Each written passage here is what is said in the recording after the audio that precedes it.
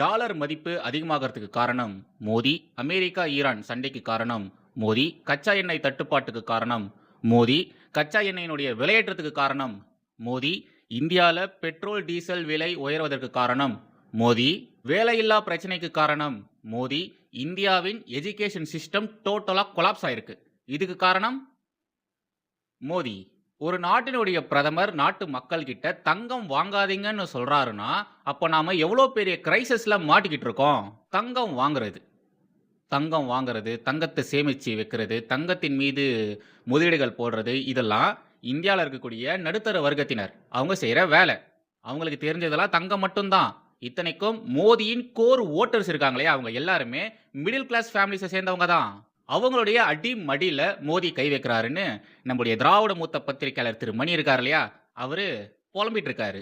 ஏதோ முதல் முறையாக மோடி தான் நாட்டு மக்கள் கிட்ட தங்கம் வாங்காதீங்கன்னு சொன்ன மாதிரி திரு மணி அவர்கள் பேசிட்டு இருக்காரு. காங்கிரஸ் உடைய ஆட்சி காலகட்டத்துல ஓகேங்களா, மன்மோகன் சிங் அவர் பிரதமரா இருக்கும் பொழுது தங்கம் வாங்காதீங்கன்னு காங்கிரஸ் அரசு சொல்லிச்சு. இத்தனைக்கும் அந்த நேரத்துல பெருசா கிரைசிஸ்லாம் ஒன்றும் கிடையாது. இப்போ உலகம் முழுக்க ஒரு கிரைசிஸ் இருக்கு இல்லையா, எல்லா நாடுகளுமே பல பிரச்சனைகள் போயிட்டு இருக்கு இல்லையா, அது மாதிரியான விஷயங்கள் அந்த காலகட்டங்களில் இல்லை. அப்பவே கிரைசிஸ் இல்லாத அந்த காலகட்டத்திலேயே காங்கிரஸ் அரசு தங்கம் வாங்காதீங்கன்னு சொன்னாங்க. இதை பத்திலாம் திருமணி அவர்கள் பேச மாட்டாரு, வாயை திறக்கவே மாட்டாரு. அதுக்கப்புறமா ஒன்று சொன்னார் பாருங்க, அதுதான் ஹைலைட்டு. நேபாளம், ஸ்ரீலங்கால வெடிச்ச மாதிரியான ஜென்சி புரட்சி இந்தியாலையும் வெடிக்கணும்.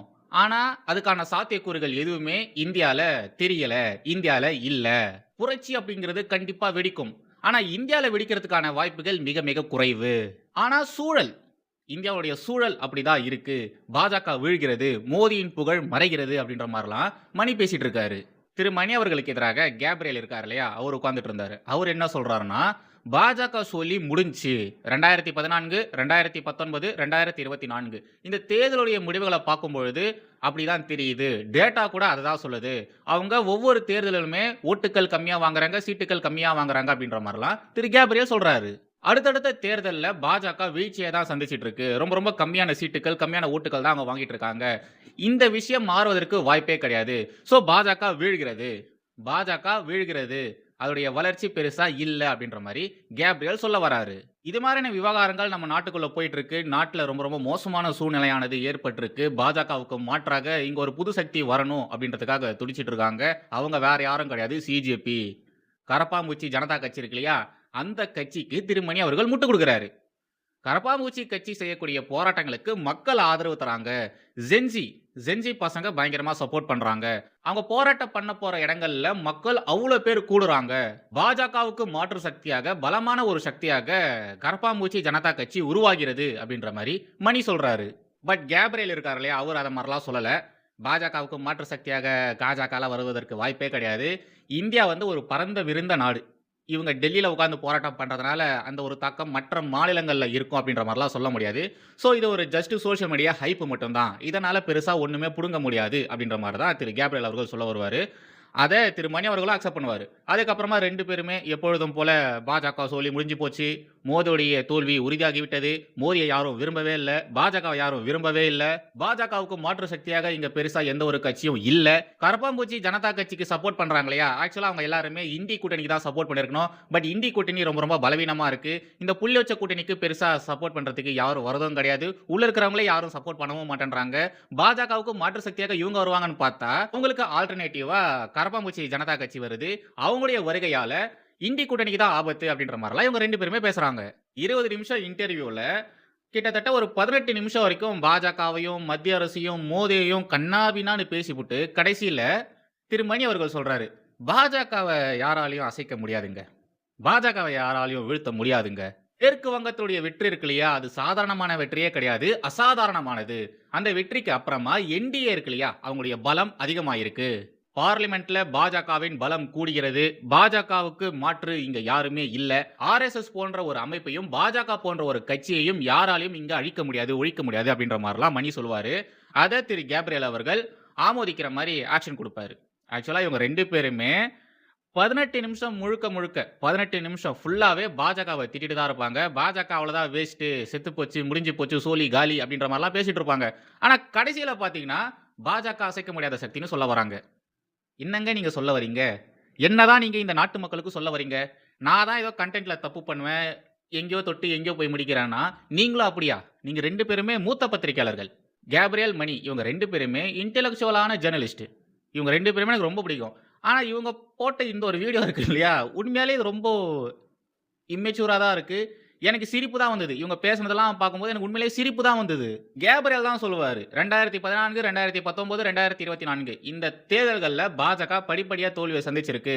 2014க்கும் 2019க்கும் இருக்கக்கூடிய அந்த ஒரு வித்தியாசம் 2019க்கும் 2024க்கும் அது அதிகமா இருக்கு. ரொம்ப ரொம்ப கம்மியான சீட்டுகள், கம்மியான ஓட்டுகள் தான் வாங்கியிருக்காங்க அப்படின்ற மாரி தான் திரு கேப்ரியல் பேசியிருப்பாரு. அப்படி அவர் பேசி முழுசா 5 நிமிஷம் கூட முடிஞ்சிருக்காது. அதுக்குள்ள பாஜக போன்ற ஒரு சக்தி வாய்ந்த கட்சி இங்க இல்லவே இல்ல. பாஜகவெல்லாம் யாராலும் அழிக்கவே முடியாது அப்படின்ற மாரியும் பேசுறாங்க. என்னதான் பேச வரீங்க? என்னதான் சொல்ல வரீங்க? பாஜக பலமா இருக்கா? பலமா இல்லையா? பாஜக ஃபியூச்சர் எப்படி இருக்கும்? பாஜக அழியப் போகுதா? அழியாதா? பாஜகவுக்கு மாற்று சக்தி இருக்கா? மாற்று சக்தி இல்லையா? பாஜகவ பத்தி நீங்க என்னதான் சொல்ல வரீங்க? இதுக்கு நடுவுல ஹிந்துத்துவ அரசியல். அத பத்தி வேற பேசுவாங்க.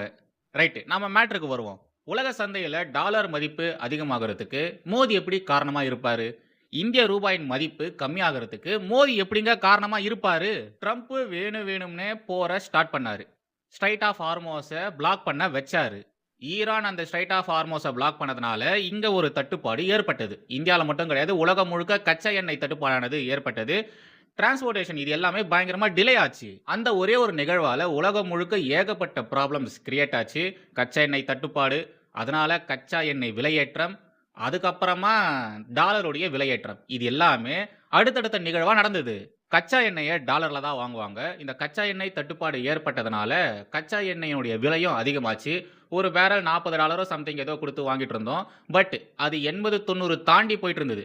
$40 குடுத்து வாங்கிட்டு இருந்த அந்த ஒரு பேரல் $80, $90 வரைக்கும் போச்சு. அமெரிக்க டாலர் செத்து போற நிலையில இருந்தது. அமெரிக்காவுடைய எக்கனாமியே ரொம்ப ரொம்ப மோசமான ஒரு சிச்சுவேஷன்ல தான் இருந்தது. அதுக்காக தான் ட்ரம்ப் பயங்கரமா ஸ்கெட்ச போட்டு செத்து போற நிலையில இருந்த டாலர தூக்கி நிக்க வச்சாரு. இதுக்கு நடுவுல ட்ரம்ப் என்னங்க பண்ணாரு? கச்சா எண்ணெய் இருப்பு அதிகமா இருக்கக்கூடிய வெனிசுலா நாட்டின் அதிபர வீட்டுக்குள்ளேயே புகுந்து தூக்குனாரு. ஒட்டுமொத்த வெனிசுலா நாட்டையும் அவருடைய கண்ட்ரோலுக்கு கீழ கொண்டு வந்தாரு. அமெரிக்கா மற்றும் ஈரான் இடையே நடந்த இந்த ஒரு போருனால உலகம் முழுக்க கச்சா எண்ணெய் தட்டுப்பாடு ஏற்பட்டது. பட் அமெரிக்காவுக்கு பெருசா அவ்வளவு பிரச்சனைகள் வரவே இல்ல. அந்த மனுஷன் தான் வெனிசுலாவ ஃபுல்லா கண்ட்ரோலுக்கு எடுத்துட்டாரே. வெறும் டாலர் மதிப்பு அதிகமானதுக்கு, கச்சா எண்ணெய் தட்டுப்பாடு உலகம் முழுக்க ஏற்பட்டதுக்கு, இந்தியால பெட்ரோல் மற்றும் டீசல் விலை அதிகமாச்சு இல்லையா? இதுக்கு. இந்த 3 பிரச்சனைக்கு பின்னாடி இவ்ளோ பெரிய சம்பவங்கள் நடந்திருக்கு. ஆனா நம்முடைய திராவிட மூத்த பத்திரிகையாளர் திரு மணி அவர்கள், அவர் என்ன பண்றாரு? இதுக்கெல்லாம் காரணம் மோடி தான். நடக்கிற இந்த எல்லா பிரச்சனைக்குமே காரணம் மோடி தான்னு சொல்லிட்டு போறாரு. இதுல மணி மூத்த பத்திரிக்கையாளர் வேற. மூத்த பத்திரிக்கையாளர் பண்ற வேலையா இது? மூத்த பத்திரிக்கையாளர் பண்ற வேலையா இது? குளோபல் கிரைசிஸ்ங்க. குளோபல் கிரைசிஸ இந்த மனுஷன் மோடி மேல சுமத்துறாரு. மோடி தான் காரணம், பாஜக தான் காரணம், ஆர்எஸ்எஸ் தான் காரணம்னு ஒட்டுமொத்த பழிய தூக்கி மோடி மேல போடுறாரு. இத மாரி தான் திரு கேப்ரியலும், திரு மணியும் இவங்க 2 பேருமே அந்த ஒரு வீடியோல டிஸ்கஸ் பண்ணியிருப்பாங்க. எல்லாத்துக்குமே காரணம் பாஜக தான், எல்லாத்துக்குமே காரணம் ஆர்எஸ்எஸ் தான், எல்லாமே மோடியின் சதித்திட்டம் தான் அப்படின்ற மாரிலாம் பேசி வச்சிருப்பாங்க. நிறைய விஷயங்கள் பேசியிருந்தாங்க. எல்லாத்துக்கும் மேல நம்மளால ரெஸ்பான்ஸ் குடுக்க முடியாது. இந்த குளோபல் கிரைசிஸ் அப்படின்றது எல்லாருமே தெரிஞ்சுக்கணும். அதனால அந்த ஒரு விஷயத்த ஃபர்ஸ்ட் பேசணும். இப்ப பார்த்தீங்கன்னா, எஜுகேஷன் சிஸ்டம் கொலாப்ஸ், அப்புறமா நாட்டுல வேலையில்லா திண்டாட்டம் அப்படின்றது அதிகமாயிருக்குன்னு சொல்றாங்க. அது என்ன அப்படின்றதையும் கொஞ்சம் பார்த்துரலாம். அதுக்கு முன்னாடி நம்மளுடைய அண்ணாமலை இருக்காரு இல்லையா? அவரு நீட்டுக்கு எதிராக பேசியிருக்காரு. அப்படி நீட்டுக்கு எதிராக அவர் என்னதான் பேசியிருக்காரு அப்படின்றத பார்த்துட்டு, அதுக்கப்புறம் மணி அவர் பேசியிருக்காரு இல்லையா? அந்த விஷயத்துக்கும் சேர்த்து நாம பதிலடிய குடுப்போம். நீட் பேப்பர் லீக் ஆனதுக்கு அப்புறமா அந்த ஒரு எக்ஸாம மறுபடியும் நடத்த போறாங்க. அந்த ஒரு விஷயம் உங்க எல்லாருக்குமே நல்லாவே தெரிஞ்சிருக்கும். அந்த ஒரு எக்ஸாம்க்காக கொஸ்டின் பேப்பர், அப்புறம் அந்த எக்ஸாம் முடிஞ்சதுக்கு அப்புறமா அந்த ஆன்சர் பேப்பர்ஸ்லாம் இருக்கு இல்லையா? அதை எவ்வளோ பாதுகாப்பா மத்திய அரசு கையாள போகுது அப்படின்றது குறித்து கொஞ்ச நாட்களுக்கு முன்னாடி அவங்க சொல்லியிருந்தாங்க.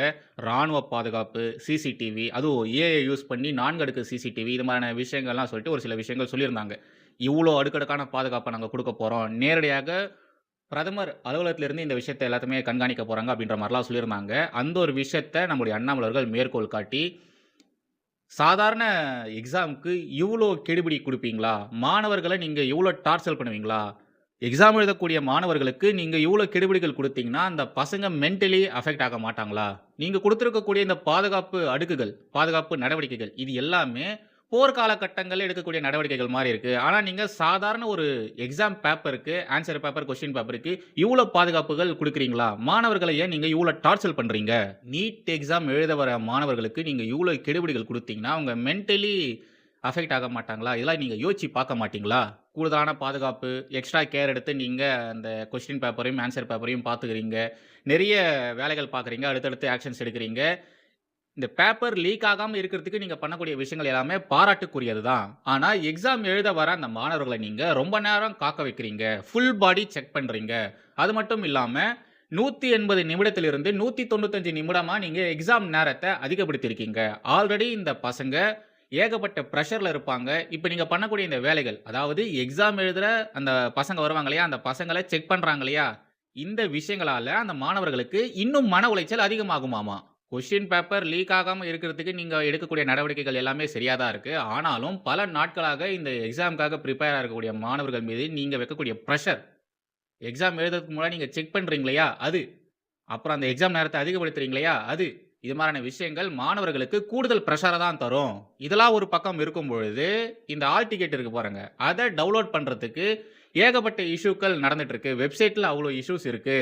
இத மாரியான சின்ன சின்ன விஷயங்கள நாங்க சீக்கிரமா சரி பண்றோம் அப்படின்ற மாரி தான் என்டிஏ, பாஜக இந்த மத்திய அரசு உறுதியளிச்சாங்க. ஆனா, இப்போ பாஜக செய்யக்கூடிய காரியங்களால ஆல்ரெடி இருக்கிற பிரச்சனைகள விட இன்னும் கூடுதலான பிரச்சனைகள் மாணவர்களுக்கு ஏற்பட வாய்ப்பு இருக்கு. என்னதான் நீங்க பண்ணக்கூடிய விஷயங்கள் சரியா இருந்தாலும், மாணவர்களுக்கு அது பிரஷர அதிகரிக்க செய்யுது. மாணவர்கள அது மன உளைச்சலுக்கு உள்ளாக்குது அப்படின்ற மாரிலாம் அண்ணாமலை சொல்லியிருக்காரு. இல்ல எனக்கு உண்மையாலேயே புரியல. பேப்பர் லீக் ஆச்சுன்னா பாதுகாப்பு கிடையாதான்னு கேட்கிறீங்க. பாதுகாப்பு நடவடிக்கைகள் எடுத்தா கேலி கிண்டல் பண்றீங்க. இது என்ன போர்க்காலமா? போருக்கா இந்த பசங்க போக போறாங்க? ஒரு சாதாரண கொஸ்டின் பேப்பர், ஆன்ஸர் பேப்பர பாதுகாக்கிறதுக்கு எதுக்கு 4 அடுக்கு சிசிடிவி கேமரா, 2 அடுக்கு ராணுவ பாதுகாப்பு, இவங்கலாம் எதுக்கு? அதுவும் நேரடியாக பிரதமர் அலுவலகமே இத கண்காணிக்குதுன்னா, ஏன் இவ்வளோலாம் பண்றீங்க? பண்ணா பண்ணலன்றீங்க. பண்ணாங்கன்னா ஏன் இவ்ளோ கெடுபிடிகள்னு சொல்றீங்க? இதுல மாணவர்கள செக் பண்றது குறித்து அண்ணாமலை அவர்கள் பேசுறாரு. அவருக்கே நல்லாவே தெரியும். எக்ஸாம் எழுத போறவங்க எப்படிலாம் சீட் பண்ணுவாங்க, என்னலாம் பண்றாங்கன்றது எல்லாருக்குமே முக்கியமா அண்ணாமலை அவர்களுக்கு தெரியாமலாம் இருக்காது. அவரு செக் பண்றத கிரிட்டிசைஸ் பண்றாரு. "ஏன் இவ்ளோலாம் செக் பண்றீங்க? ஏன் அவ்ளோலாம் செக் பண்றீங்க?" அப்படின்ற மாரிலாம் எப்படி அண்ணாமலை இப்படி பேசுறாருன்னு தான் புரிய மாட்டேங்குது. ஒரு காலத்துல இந்த மனுஷன் நீட்டுக்கு ஆதரவாக என்னென்னலாம் பேசியிருக்காரு. உசுரே போனாலும் நீட் தேர்வ ரத்து பண்ண மாட்டோம்னு சவால்லாம் விட்டாரு. இப்ப என்னடான்னா, நீட்டுக்கு எதிராக இவரு நேரடியாக நீட்டுக்கு எதிரா பேசலன்னாலும், நீங்க பண்ணக்கூடிய இந்த காரியங்களால மாணவர்கள் கஷ்டப்படுவாங்க. மாணவர்களுடைய பெற்றோர்கள் அவதிப்படுவாங்க. இது மாணவர்களுக்கு கூடுதலான பிரஷர தான் தரும். புது புது பிரச்சனைகள உருவாக்கும் அப்படின்ற மாரி, நீட்டுக்கு எதிரான மனநிலைய உருவாக்குற மாரி தான் திரு அண்ணாமலை அவர்கள் பேசியிருக்காரு. அன்னிக்கு வடமாநில குற்றவாளிகள்னு பேசினாரு. இன்னிக்கு நீட்டுக்கு எதிராக பேசுறாரு. நாளைக்கு என்ன மத்திய அரச ஒன்றியம்னு சொல்லப் போறீங்களாண்ணா? ஒன்றியம்னு கூப்பிட போறீங்களா? என்னவோ போங்கண்ணா. நாளுக்கு நாள் நீங்க பண்ணக்கூடிய விஷயங்கள்லாம் பார்க்கும்போது உண்மையாலேயே மனசுக்கு ரொம்ப ரொம்ப கஷ்டமா இருக்கு. ஓகே. திரு அண்ணாமலை அவர்கள் பேசின விஷயம் மூலியமா நமக்கு என்ன புரிய வருதுன்னா, அவரு சிசிடிவி கேமரா இருக்கக்கூடாதுன்னு சொல்றாரு. மேம்படுத்தப்பட்ட சிசிடிவி கண்காணிப்புகள் இருக்கக்கூடாதுன்னு சொல்றாரு. மாணவர்கள சோதனை செய்யக்கூடாதுன்னு சொல்றாரு. வினாத்தாள்களுக்கு, விடைத்தாள்களுக்கு வலுவான பாதுகாப்பு கூடாது அப்படின்ற மாரி தான் பேசுறாரு. மத்திய அரசு அவ்ளோ இன்ட்ரெஸ்ட் எடுத்து அந்த ஒரு விஷயத்த அவ்ளோ இன்ட்ரெஸ்ட் எடுத்து ராணுவ பாதுகாப்போட ஒரு விஷயத்த பண்றாங்கன்னா, ஒரு எக்ஸாம்க்கு இவ்ளோ விஷயங்கள அவங்க மெனக்கெட்டு பண்றாங்கன்னா, அது எப்படி இவரால கேலி கிண்டல் பண்ண முடியுதுன்னு புரியல. ஓகே. இப்ப நாம இந்த விவகாரத்த கொஞ்சம் ஃபேக்ட்டோட பார்க்கலாம். அண்ணாமலை பேசின விஷயங்கள் தப்பு அப்படின்றத நான் ஃபேக்ட்டோட எடுத்து சொல்றேன். கொஞ்சம் கேளுங்க. நீட் பேப்பர் லீக் ஆச்சு இல்லையா? அந்த நேரத்துல இது முழுக்க முழுக்க மத்திய அரசினுடைய தோல்வி தான். மத்திய அரசின் நிர்வாக தோல்வி தான். இதுக்கப்புறமா இது மாரியான விஷயங்கள் நடக்காம இருக்கிறதுக்கு நீங்க என்ன செய்ய போறீங்க? அப்படின்ற மாரி இந்தியா முழுக்க எல்லாருமே கேள்விகள் கேட்டாங்க. இது மாரி மறுபடியும் நடக்காம இருக்கிறதுக்கு என்னென்ன நடவடிக்கைகள் எடுக்கணுமோ, அது எல்லாத்தையுமே இப்போ மத்திய அரசு எடுத்திருக்கு. ராணுவ பாதுகாப்பு வர கொண்டு வந்திருக்காங்க. இப்ப என்னடான்னா, யார் யாரெல்லாம் அந்த நேரத்துல இந்த விஷயத்த நீங்க தடுக்கிறதுக்கு கடுமையான நடவடிக்கை எடுக்கணும். பல கட்டுப்பாடுகள கொண்டு வரணும்னு யார் சொன்னாங்களோ, அவங்களே இப்போ அந்த கட்டுப்பாடுகளுக்கு எதிராக, இல்ல அந்த கட்டுப்பாடுகள கேலி கிண்டல் பண்ற மாரி பேசிட்டு இருக்காங்க. இந்த நீட் எக்ஸாம் நடக்குது இல்லையா? இத நீங்க சாதாரணமா எடுத்துக்க கூடாது. இதுக்கு பின்னாடி ஒரு பெரிய அமைப்பு இருக்கு. அவங்க ஏகப்பட்ட வேலைகள் பார்க்குறாங்க. அவங்க எவ்வளோ கஷ்டப்படுறாங்க, எவ்வளோ விஷயத்த கோ த்ரூ பண்ணிட்டு வராங்க அப்படின்றத கண்டிப்பா நீங்க எல்லாருமே புரிஞ்சுக்கணும். நாடு முழுக்க 4750 மையங்கள்ல ஒரே நேரத்துல 24,00,000க்கும் மேற்பட்ட மாணவர்கள். நாடு முழுக்க 4750 மையங்கள்ல ஒரே நாள்ல 24,00,000க்கும் மேற்பட்ட மாணவர்கள் நீட் எக்ஸாம் எழுதுறாங்க. இது சாதாரணமான விஷயம் கிடையாது. அந்த பேப்பர்ஸ கேரி பண்ணிட்டு போறது அவ்ளோ சாதாரணமான விஷயம் கிடையாது. இதுக்கு பின்னாடி நிறைய அமைப்புகள் இருக்கு. நிறைய பேர் இதுல இன்வால்வ் ஆயிருக்காங்க. இந்த இடத்துல ஒரு சில தவறுகள் நடக்குது. அது எங்க நடக்குதுன்னு சொல்லிட்டு அத பைபாஸ் பண்ணணும். அந்த பிரச்சனைய மறுபடியும் நடக்காம இருக்கிறதுக்கு பார்த்துக்கணும். அதுக்கு பின்னாடி ஏகப்பட்ட பேர் வேலையும் பார்த்துட்டு இருக்காங்க. இது மாரி பிரச்சனைகள் நடக்கும்போது, அந்த பிரச்சனைகள் தடுக்கிறதுக்கான வேலைகளும் பார்த்துட்டு இருக்காங்க. மறுபடியும் பிரச்சனை ஏற்படாம இருக்கிறதுக்கு என்ன மாரியான விஷயங்கள் பண்ணணும் அப்படின்றதையும் அவங்க பண்ணிட்டு வந்துட்டு இருக்காங்க. பட் அண்ணாமலை அவர்கள் இது குறித்தான விஷயங்கள் எதுவுமே பேசாம, கொஞ்சம் கூட நியாயமே இல்லாத விஷயங்கள் முன்னெடுத்து வச்சு, "நீங்க பண்றதெல்லாம் தப்பு. நீங்க இது மாரி செய்யலாமா? இது மாணவர்களுக்கு இன்னும் சுமைய தான் தரும்." அப்படின்ற மாரிலாம் சொல்லிட்டு இருக்காரு. பல வருஷமா தமிழகத்துல இந்த திமுக மாதிரியான கட்சிகள், அவங்க நீட்டுக்கு எதிரான ஒரு நரேட்டிவ இங்க சூப்பரா செட் பண்ணி வச்சுட்டாங்க. அவங்களுடைய அரசியல் ஆதாயத்துக்காக நீட் குறித்தான பல தவறான தகவல்கள பரப்பி, மாணவர்கள் மத்தியில ஒரு பெரிய அச்சத்த அவங்க ஏற்படுத்தி இருந்தாங்க. இப்ப தான் தமிழகத்துல இந்த நிலையானது கொஞ்சம் கொஞ்சமா மாறிட்டு வந்துட்டு இருக்கு. அரசியல்வாதிகள் நீட் விவகாரத்துல பண்ணக்கூடிய அரசியல மாணவர்கள் இப்போ அத பெருசா எடுத்துக்கிறது கிடையாது. மாணவர்கள் அதுக்குள்ள போய் மாட்டிக்கிறது கிடையாது. எனக்குன்னு ஒரு தனி திறமை இருக்கு. என்னால கண்டிப்பா நீட்ல பாஸ் பண்ண முடியும்னு தமிழக மாணவர்கள் இப்ப தான் தைரியமா வெளிய வர ஆரம்பிச்சிருக்காங்க. இப்ப கிடையாது. இதுக்கு முன்னாடியே ஆரம்பிச்சுட்டாங்க. பட் இப்போ பார்த்தீங்கன்னா, இன்னும் நெறைய மாணவர்கள் நீட் மீது இருந்த அந்த ஒரு பயம் இல்லாம தைரியமா வெளிய வர ஆரம்பிச்சிருக்காங்க. திரு அண்ணாமலை சொல்றாரு இல்லையா? எக்ஸாம் எழுதுறதுக்கு முன்னாடி இவ்ளோ கெடுபிடிகளா? இவ்ளோ செக் பண்ணுவீங்களா? மாணவர்களுக்கு இது பிரஷர தான் குடுக்கும் அப்படின்ற மாரிலாம் சொல்றாரு இல்லையா? எனக்கு அண்ணாமலை இந்த விஷயத்த சொல்றது தான் எனக்கு ரொம்ப கஷ்டமா இருக்கு. உலகம் முழுக்க நெறைய நாடுகள்ல பார்த்தீங்கன்னா, இது மாரியான எக்ஸாம்ஸ் இருக்கு. இந்தியால நீட் இங்க நடக்கக்கூடிய இந்த கெடுபிடிகளா இருக்கு இல்லையா? இது அவ்ளோ ரொம்ப கடுமையானதெல்லாம் ஒண்ணும் கிடையாது. ஜப்பான்ல, சைனால இத மாரி எக்ஸாம்ஸ் நடக்குது. தயவுசெய்து அந்த எக்ஸாம்ஸ் பத்தி கொஞ்சம் போய் பாருங்க. ஜப்பான்லாம் அவங்களுடைய ஷேர் மார்க்கெட்ட ஹோல்டு பண்ணி வைப்பாங்க. ஃப்ளைட்டோடைய டைமிங்க சேஞ்ச் பண்ணுவாங்க. அந்த மாணவர்களுக்காக. அந்த எக்ஸாம்க்காக அவ்ளோ விஷயங்கள அந்த நாடு வந்து சாக்ரிஃபைஸ் பண்ணுது. பட் நம்ம நாட்ல இந்த ஒரு எக்ஸாம்க்கு இவ்ளோ கெடுபிடிகள் குடுத்தாங்கன்னா, ராணுவ பாதுகாப்பு தராங்க. இத பத்திலாம் கேலி கிண்டல் பண்ணி முடிச்சுட்டு, அதுக்கப்புறம் மாணவர்கள செக் பண்றாங்களே, இந்த இடத்துல வந்து ஏன் நீங்க செக் பண்றீங்க? அப்படின்ற மாரிலாம் இவரு கேட்கறாரு. அண்ணாமலை அவர்கள் என் மண், என் மக்கள் அப்படின்ற ஒரு யாத்திரைய நடத்தியிருந்தார் இல்லையா? அப்போ திருச்செந்தூர்ன்னு நெனைக்கிறேன். அந்த இடத்துல அவரு மக்கள சந்திச்சு பேசும்பொழுது, இந்த நீட் ஏன் முக்கியம்? நீட்னால எவ்வளோ மாற்றங்கள் இங்க நடந்திருக்கு அப்படின்ற மாரியான விஷயங்கள் பேசிட்டு, அதுக்கப்புறமா திமுக மாதிரியான கட்சிகள் நீட்டுக்கு எதிராக ஏன் இங்க அரசியல் பண்றாங்க? இவங்க எப்படி ஒரு மெடிக்கல் லாபி வச்சிருக்காங்க. அந்த மெடிக்கல் சீட்டுக்காக இவங்க என்ன மாரியான லாபீஸ்லாம் வச்சிருக்காங்க. இவங்களுடைய பிசினஸ் அடிபட்டு போறதுனால தான் இவங்க நீட்டுக்கு எதிரா பேசிட்டு இருக்காங்க. நீட்டுக்கு எதிரான அரசியல் பண்றாங்க அப்படின்ற மாரி ரொம்ப தெளிவா திமுக பண்ணக்கூடிய அந்த நீட் அரசியல மனுஷன் பிரிச்சு மேய்ஞ்சு அந்த மக்கள் கிட்ட பேசினாரு. இப்போ அப்படி பேசின அந்த மனுஷன் நீட் குறித்தான ஒரு தவறான அபிப்பிராயம் இங்க இருக்கிற இளைஞர்கள் மத்தியில வரணும் அப்படின்ற மாரி பேசிட்டு இருக்காரு. அண்ணாமலை பின்னாடி இருக்கக்கூடிய இளைஞர்கள் எல்லாருமே உணர்ச்சி மிக்க இளைஞர்கள். அந்த பசங்கள ஈஸியா ட்ரிகர் பண்ண முடியும். திரு அண்ணாமலை அவர்களுக்கும் அது நல்லாவே தெரியும். தெரிஞ்சிருந்தாலும், ஏன் அவரு இப்படி பண்றாருன்னு தான் புரியல. திமுக செய்த நீட் எதிர்ப்பு அரசியல், மாணவர்கள் மத்தியில ஒரு பீதிய கலப்புனாங்க இல்லையா? அதே மாரி தான் இப்ப அண்ணாமலை அவர்களும் பண்ணிட்டு இருக்காரு. சுருக்கமா சொல்லணும்னா, எரியிற தீயில எண்ணெய ஊத்துற வேலைய தான் திரு அண்ணாமலை அவர்கள் பார்க்குறாரு. இவ்ளோ வருஷமா திமுக எப்படி செயற்கையா மாணவர்கள் மத்தியில நீட்டுக்கு எதிரான ஒரு மனநிலைய உருவாக்கி வச்சிருந்தாங்களோ, அதே மாரியான காரியத்த தான் அண்ணாமலை அவர்களும் பண்றாரு. உண்மையிலே இத அண்ணாமலை பண்றது தான் என்னால ஏத்துக்க முடியல. கஷ்டமாவும் இருக்கு. இதெல்லாம் அண்ணாமலை அவர்களுக்கு தெரியாமலாம் ஒண்ணும் கிடையாது. அவருக்கு நல்லாவே தெரியும். ஆனாலும் அரசியல் பண்ணணும்னு இப்படி பண்றாரு போல. இல்லன்னா இப்படிலாம் பண்ணா தான் உண்மையிலேயே நம்ம பாஜகவுக்கு எதிராக இருக்கோம் அப்படின்ற மாரி மக்கள் நம்புவாங்க. ஆன்டி பிஜேபின்னு சொல்லிட்டு ஒரு சில பேர் இன்னமும் இருக்காங்க இல்லையா? அவங்க எல்லாருமே நம்ம பக்கம் வருவாங்க. அப்பதான் நம்முடைய கட்சிக்கு இன்னும் அது வலு சேர்க்கிற மாரி இருக்கும் அப்படின்ற மாரிலாம் நெனச்சு அந்த ஒரு ஸ்ட்ராட்டஜிய ஃபாலோ பண்ணி தான் இவரு இப்படி பண்றாரோ அப்படின்ற மாரி தான் நெனைக்க தோணுது. இப்ப நாம மணி அவர்களுடைய விவகாரத்துக்கு வரலாம். அவரும் நீட் குறித்து பேசியிருந்தாரு. எஜுகேஷன் சிஸ்டம் குறித்துலாம் பேசியிருந்தாரு இல்லையா? அவர் பேசின விஷயங்களுக்கு ஒட்டுமொத்தமா சேர்த்து நாம இப்போ பதிலடிய குடுக்கலாம். மத்திய அரசு இந்த நீட் விவகாரம்ல நடந்த குளறுபடிகளுக்கு எந்த ஒரு நடவடிக்கையும் எடுக்கலன்னா, திரு மணி அவர்கள் சொல்ற மாரி, மத்திய கல்வி அமைச்சர் திரு தர்மேந்திர பிரதான் அவர்கள் ராஜினாமா பண்ணலாம் அப்படின்னு சொல்லி நாமளே சொல்லலாம். பட் மத்திய அரசு நடவடிக்கை எடுத்திருக்கே. அங்க நடந்த குளறுபடிகள தடுக்கிறதுக்கு என்னலாம் பண்ணணுமோ, என்ன ஆக்ஷன்ஸ்லாம் எடுக்கணுமோ, அதெல்லாம் அவங்க எடுத்திருக்காங்களே. ப்ராப்ளம்ஸ் நடக்கும்பொழுது, அந்த ஒரு ப்ராப்ளம்ஸ சால்வ் பண்றதுக்கு மத்திய அரசு எந்த ஒரு ஆக்ஷன்ஸும் எடுக்கலன்னா, திரு மணி அவர்கள் சொல்ற மாரி, அண்ணாமலை அவர்கள் சொல்ற மாரி, ஆமா பண்ணலாம். அவங்க பேச்ச நாம கேட்கலாம். பட் இங்க தான் சென்ட்ரல் கவர்ன்மெண்ட் ஆக்ஷன்ஸ் எடுக்குறாங்களே. அந்த ப்ராப்ளம் மறுபடியும் நடக்காம இருக்கிறதுக்கு பண்ண வேண்டிய வேலைகள பண்றாங்களே. தர்மேந்திர பிரதான் ஊழல் பண்ணியிருக்காரு. இந்த நீட் பேப்பர் லீக்கால அவர் நல்லா காசு பார்த்திருக்காரு. அவருக்கு பின்னாடி பெரிய பெரிய லாபீஸ்லாம் இருக்கு. அதன் மூலியமா கோடிக்கணக்கா அவர் சம்பாதிச்சிருக்காரு. இது போன்ற நிகழ்வுகள் நடந்திருந்ததுன்னா, திரு மணி அவர்கள் சொல்ற மாரி தர்மேந்திர பிரதான் ராஜினாமா பண்ணணும்னு நானே சொல்லுவேன். ஏன் வீதியில இறங்கி கூட நான் போராடுவேன். நீட் பேப்பர் லீக் இருக்கு இல்லையா? இது செலக்டிவா ஒரு 8, 9 கோச்சிங் சென்டர்ல இருந்து தான் நடந்திருக்கு. ஓகேங்களா? அங்கிருந்து தான் லீக் ஆயிருக்கு. அதுல சம்பந்தப்பட்டவர்கள், இந்த குற்ற சம்பவத்துல ஈடுபட்டவர்கள் காங்கிரஸ் கோஷ்டிக்கு நெருங்கிய தொடர்புல இருக்கிறவங்க. ஓகேங்களா? அந்த குற்றவாளிகள் எல்லாருமே இப்ப கைது செய்யப்பட்டுட்டாங்க. தர்மேந்திர பிரதான் குறித்து பேசக்கூடிய திரு மணி அவர்கள், பேப்பர் லீக் குறித்து பேசக்கூடிய திரு மணி அவர்கள், அந்த நீட் பேப்பர் லீக் பண்ணவனுங்கள குறித்து, அவங்களுக்கு பின்னாடி இருக்கக்கூடிய பொலிட்டிக்கல் பவர குறித்து ஏன் பேச மாட்டேன்றாரு? காங்கிரஸ் சம்மந்தப்பட்டிருக்கிறதுனால மனுஷன் மூடிக்கிட்டு இருக்காரு. இதுல நம்முடைய அண்ணாமலை அவர்கள். பாதுகாப்பு. அந்த நீட் பேப்பர் இருக்கு இல்லையா? கொஸ்டின் பேப்பர் மற்றும் ஆன்சர் பேப்பர். அதுக்கு ராணுவ பாதுகாப்பு குடுக்குறாங்க. அத நம்முடைய அண்ணாமலை அவர்கள் கேலி கிண்டல் பண்றாரு. இது என்ன போருக்கான ராணுவ நடவடிக்கையா? இது சாதாரண எக்ஸாம் தானே. எதுக்கு எக்ஸாம் பேப்பருக்கு இவ்ளோ கெடுபிடிகள்? ஏன் மாணவர்கள செக் பண்றீங்க? ஏன் சிசிடிவி கேமராலாம் வைக்கிறீங்க? அப்படின்ற மாரி அண்ணாமலை கேட்கறாரு. சாதாரணமா கேட்டிருந்தா கூட பரவால்ல. நக்கல் நையாண்டி பண்ற மாரி கேட்கறாரு. அதுதான் இன்னும் கஷ்டமா இருக்கு. குளோபல் கிரைசிஸால இந்தியா பாதிக்கப்பட்டிருக்கு. அதுல மாற்று கருத்தே கிடையாது. இந்த ஒரு குளோபல் கிரைசிஸால பொருளாதாரத்துல ஸ்ட்ராங்கா இருந்த நாடுகள் கூட சிக்கி சின்னாபின்னமாயிருக்கு. ஆனா இந்தியா அது மாரிலாம் ஆகல.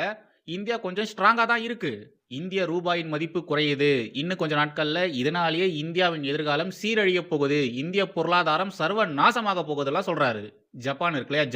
ஜப்பான் நம்மள விட பொருளாதாரத்துல முன்னாடி இருந்தாங்க. ரொம்ப ரொம்ப ஸ்ட்ராங்கா இருந்தாங்க. நாம ஜப்பான எப்போ பீட் பண்ணோம்? போன வருஷம் தான் பீட் பண்ணோம். ஜப்பான் நாணயத்துடைய மதிப்பு இருக்கு இல்லையா? அது டாலர்ல ரொம்ப ரொம்ப கம்மி. ஏன் இந்திய ரூபாயின் மதிப்பை விட ஜப்பானுடைய மதிப்பு என்னன்னு நினைக்கிறேன்.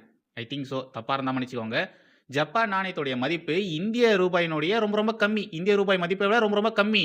திரு மணி மாரி இருக்கக்கூடிய அறிவு ஜீவிகள், எல்லா விஷயமும் தெரிஞ்ச ஞானிகள், மூளை முட்டி வழியா வழிஞ்சி ஓடுற ஜென்மங்கள் இவங்கலாம் என்ன சொல்றாங்கன்னா, என்ன சொல்லிட்டு இருக்காங்கன்னா, டாலருடைய மதிப்பு இருக்கு இல்லையா? அது கூட நம்ம நாட்டினுடைய ரூபாய் மதிப்ப கம்பேர் பண்ணும்போது, நம்முடைய நாட்டினுடைய ரூபாய் மதிப்பு கம்மியா இருந்ததுன்னா, அது நாட்டின் எதிர்காலத்துக்கு கேடு. அந்த நாட்டினுடைய பொருளாதாரம் செத்து போயிடும். நாடு நடுத்தெருவுக்கு வந்துரும் அப்படின்ற மாரிலாம் பேசிட்டு இருக்காங்க. அது உண்மையே கிடையாது. டாலருடைய மதிப்பு அதிகமாறதுனால, ஒரு நாட்டுடைய கரன்சி கம்மி தான் ஆகும். பட் அதனாலேயே அந்த நாடு அழிஞ்சு போயிடும்னா எப்படிங்க? இதுல எங்கங்க நியாயம் இருக்கு? நீங்க பேசுறதுல என்னங்க தர்மம் இருக்கு? திரு மணி அவர்களும் சரி, திரு கேப்ரியல் அவர்களும் சரி, இவங்க 2 பேருமே பாஜக மீது பெர்சனலா அவங்களுக்கு ஒரு சில வெஞ்சன்ஸ் இருக்கும் இல்லையா? வன்மங்கள் இருக்கும் இல்லையா? அத மட்டும் தான் கொட்டி தீர்த்திருக்காங்க. பாஜக மீது இருக்கக்கூடிய அந்த வன்மமானது உண்மையான கள நிலவரத்த சொல்ல மறுக்குது. அத பத்திலாம் அவங்க பார்க்க மாட்டேன்றாங்க. குளோபல் கிரைசிஸ்னா என்ன? அதுக்கு பின்னாடி யார் யாரெல்லாம் இருக்கா? ஏன் அமெரிக்கா இது மாரியான விஷயங்கள் செஞ்சாங்க? ஏன் இது மாரிலாம் அவங்க நடவடிக்கைகள் எடுத்தாங்க? அப்படின்ற மாரியான விஷயங்கள் பத்தி இவங்க பேசுறதுக்கு தயாராகவே இல்ல. இதுக்கெல்லாம் காரணம் மோடி தான். இதுக்கெல்லாம் காரணம் பாஜக தான். இந்திய நாட்டுடைய பொருளாதாரம் வீழ்ந்து கொண்டிருக்கிறது அப்படின்ற மாரி தான் இவங்க பேசிட்டு இருக்காங்க. இதுல சிஜேபி இருக்கு இல்லையா? அந்த கரப்பான்பூச்சி ஜனதா கட்சி. அந்த கட்சிக்கு திரு மணி அவர்கள் முட்டு குடுக்குறாரு. அந்த கட்சி எப்பேர்ப்பட்ட கட்சி அப்படின்றத நம்ம ஆல்ரெடி சொல்லியிருந்தோம். ஆம் ஆத்மி கட்சியில இருக்கிறவனுங்கலாம் தான் இந்த ஒரு விஷயத்த, இந்த ஒரு மூவ்மெண்ட்ட ஸ்டார்ட் பண்ணியிருக்கானுங்க. அந்த அபிஜித் இருக்கா இல்லையா? அபிஜித் தீப்கே. அவன் ஆம் ஆத்மி கட்சியில வேல பார்த்தவன். சோசியல் மீடியா ஹேண்டில்லாம் அவன் பார்த்துட்டு இருந்தான். அவன் அமெரிக்காவுக்கு போயிருக்கான். அவன் அமெரிக்காவுக்கு போனதுக்கு காரணம் ஆம் ஆத்மி கட்சியில இருக்கக்கூடியவர்கள் தான். இது போன்ற விஷயங்கள் எல்லாமே நம்ம சொல்லியிருந்தோம். இது எல்லாமே சோசியல் மீடியா ஹைப் தான். நீதியரசர் சொன்னது கொஞ்சம் கூட தப்பே கிடையாது. இங்க நெறைய பேர் அப்படிதான் இருக்காங்க. நீதியரசர் சொன்ன விஷயத்துக்காக நாங்க ட்ரிகர் ஆயிட்டோம். அதனால தான் நாங்க இது மாரிலாம் பண்ணிட்டு இருக்கோம். இந்த மூவ்மெண்ட்க்கு நீங்கலாம் சப்போர்ட் பண்ணுங்கன்னு சொல்லும்போது, யார் யாரெல்லாம் ஆன்டி நேஷனலிஸ்ட்டா இருக்காங்களோ, அவனுங்க எல்லாருமே சப்போர்ட் பண்ணாங்க. அது மட்டும் இல்லாம இந்த மூவ்மெண்ட்ட ஸ்டார்ட் பண்ணவனுங்களே ஆம் ஆத்மி கட்சிக்காரங்க தான். எப்படி இங்க ஊழலுக்கு எதிரான ஒரு விஷயத்த ஆம் ஆத்மி ஆரம்ப காலகட்டங்கள்ல கையில எடுத்து, அதன் மூலியமா வெற்றி கண்டு, அதுக்கப்புறமா அவங்களே ஊழல்ல சிக்கி சின்னாபின்னமாகி ஊழலாலேயே ஆட்சிய இழந்தாங்களோ, அதே மாரியான விஷயங்கள் தான் எல்லா இடத்துலயுமே நடந்திருக்கு. ஊழலுக்காக பேசுவாங்க. பட் அவங்களே கடைசியில ஊழல் பண்ணுவாங்க. இப்போ இந்த கரப்பான்பூச்சி கட்சியில இருக்கிறவனுங்களும் அதே ஆளுங்க தான். அவனுங்க பெருசா என்ன பண்ண போறானுங்க? இவனுங்களுக்கு சப்போர்ட் பண்றவனுங்களா யாரு? பிரகாஷ் ராஜ் ஒருத்தவனுங்களுக்கு சப்போர்ட் பண்றான்னா, அவன் எப்பேர்ப்பட்டவன் அப்படின்றது எல்லாருக்குமே நல்லாவே தெரியும். அவனுங்களுக்கு திரு மணி அவர்கள் மாரி இருக்கக்கூடிய நபர்கள் சப்போர்ட் பண்றாங்கன்னா, இவனுங்கலாம் எப்பேர்ப்பட்டவனுங்க அப்படின்றத நீங்களே முடிவு பண்ணிக்கோங்க. வந்தே